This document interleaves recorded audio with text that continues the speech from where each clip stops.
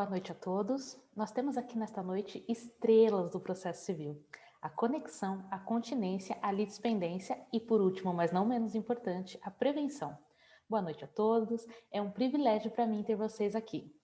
Conexão, me diz uma coisa. Quais são os critérios para que você seja usado no processo civil? Boa noite. Bom, os critérios seriam aqueles relativos aos elementos da ação. Pedido e causa de pedir. Eu sou reconhecida quando duas ou mais ações têm em comum o pedido ou a causa de pedir, não se falando em identidade de partes. Isso para evitar decisões conflitantes e favorecer a economia processual. Isso significa simplesmente que é necessária a existência de motivos ao menos razoáveis para a reunião das ações. Isso é, a reunião tem que ter sentido, não se pode realizar tal procedimento injustificadamente, pois, obviamente, nem nada favorecia a economia processual. Outro ponto importante a ser mencionado é de que não há o que falar em reunião de ações para decisão conjunta se uma delas já foi sentenciada. Com o intuito ainda de afastar uma dúvida antiga, o novo Código de Processo Civil determinou que a regra de conexão, caput do artigo 55, deve ser aplicada ainda nas hipóteses de execução do título extrajudicial e ação de conhecimento relativa ao mesmo ato jurídico e execuções fundadas no mesmo título executivo. É importante lembrar que as ações se relacionam com outra por conexão, devem ser distribuídas por dependência. A conexão é a matéria de ordem pública e pode ser reconhecida de ofício a qualquer tempo, exceto no caso dos processos já sentenciados.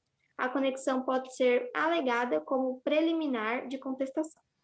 Excelente conexão, muito obrigada. Você deixou muito claro aqui para a gente qual é o seu papel no processo civil. E agora nós vamos falar com a continência.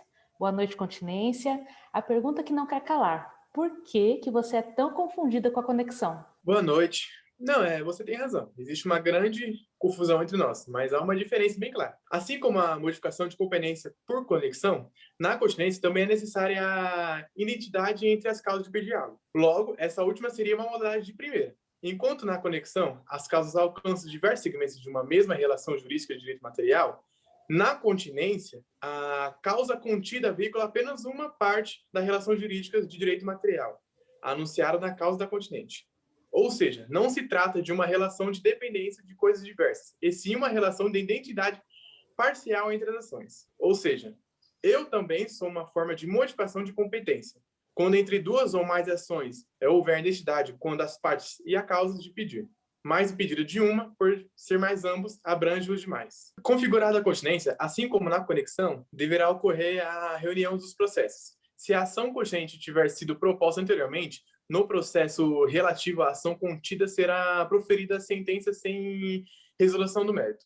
Tudo faz sentido na medida em que não se poderia considerar coerente a manutenção de ações contidas se o que ali se pede já está obtido na ação continente. É importante lembrar que as ações que se relacionam com outra por conexão ou continência devem ser distribuídas por dependência. Muito bem, claro e sucinto. Muito obrigada, continência. Também temos aqui conosco a litispendência. Litispendência, é verdade que você também é uma forma de modificação de competência? Sim, é verdade. A litispendência, ela ocorre quando há mais de uma ação com os mesmos elementos. Partes, causa de pedir e pedido. Pode ser considerada como um vício processual, pois não pode ocorrer para que o procedimento se instaure validamente. Havendo litispendência, poderá haver a extinção sem resolução do mérito de uma das demandas. Portanto, quando as mesmas partes distribuem as mesmas ações de formas concomitantes, com a mesma forma de pedir, acontece a litispendência, havendo uma grande relevância, podendo evitar o ajuizamento de ações idênticas, onde pode causar a extinção do processo. Você pode estar se perguntando o que ocorre quando a litispendência entre duas ações de países diferentes. Nesse caso, a gente tem a chamada litispendência internacional, em que, havendo jurisdição concorrente entre dois ou mais países, a litispendência não levará à extinção do processo sem a análise do mérito. A convivência dessas ações é admitida e a decisão da ação que transitar em julgado primeiro é a que vai estabelecer o preceito normativo a ser aplicado ao caso. Perfeito, litispendência. Ainda trouxe para a gente aí um conceito de litispendência internacional. Muito bom. Agora vamos conversar com a prevenção. Prevenção, me diz uma coisa. Quando que você acontece no processo civil? É um pouco complicado falar sobre nós, mas eu vou tentar me fazer entender.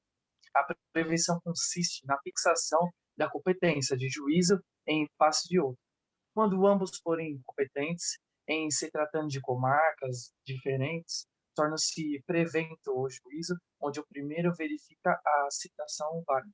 A prevenção se dá no momento da distribuição todo do registro da petição inicial, sendo que somente haverá mudanças da competência em caso de suspensão de órgão judiciário ou de mudança de competência absoluta, que não se apontam no caso.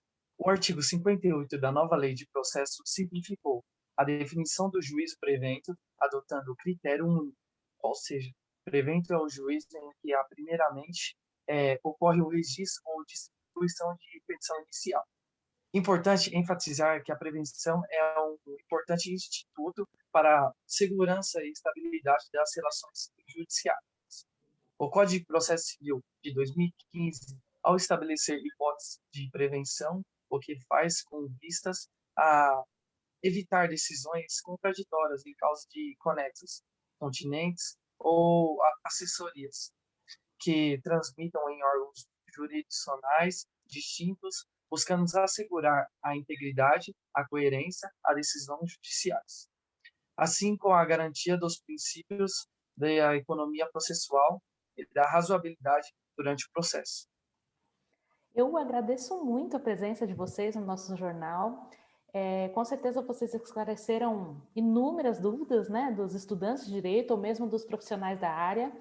Então, muito obrigada pela presença de vocês e eu agradeço a todos. Muito obrigada e até a próxima edição.